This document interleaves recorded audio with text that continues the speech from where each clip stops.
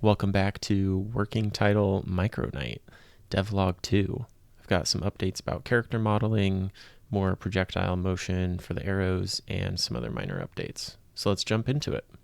I originally didn't want to spend a lot of time working on character models because I've been trying to stick to just working on the prototype and trying to figure out what feels fun about the game and how to explore that portion. But I've realized that how the game feels is the art of the character, the animation is so important that I should spend at least a little bit of time getting a couple character models worked out and get them feeling really good. And it can still be a little bit janky or whatever, but at least it should feel like the finished game is going to feel like, so that I know if that's fun or not, or if I need to tweak it. So I've created this knight character, super low poly, definitely trying to lean into that. I personally think it looks really good, and it's much easier to do. No textures, really simple shapes, low polygon count, etc.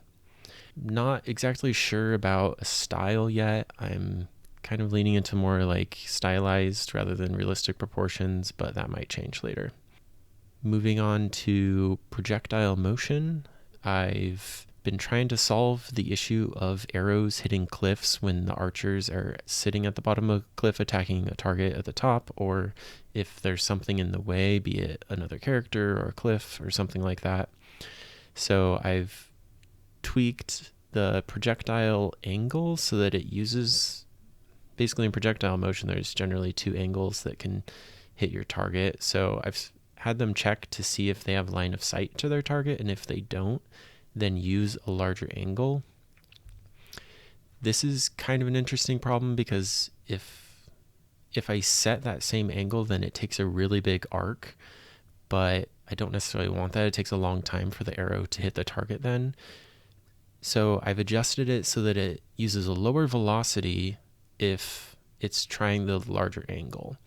That way the arc's not quite so long, the path isn't as long, and the arrow hits the target sooner. This causes another issue where now if the target is a little bit too far away for that lower velocity, then it can't hit the target anymore. So if that's the case, it checks to see if it can hit. If it can't hit the target, it goes back to the original velocity. We get a little bit larger of an arc, but at least everything works at that point. So really in the future, it would be nice to have a more dynamic velocity scaling based on distance to target or something like that. But for now, this is going to work great. I've also implemented a couple new things, added some features to the shops, such as increasing the cost of the upgrade as you buy more of them, setting a maximum quantity of upgrades that you can buy per shop, showing the number that you've purchased, and I've adjusted a couple other small things. I think I rambled a little bit too much in the last video. I think I'm going to try to stick to one or two features on each one of these videos just to keep them more on topic and concise. So I'm going to wrap this one up here, and I will see you in the next one.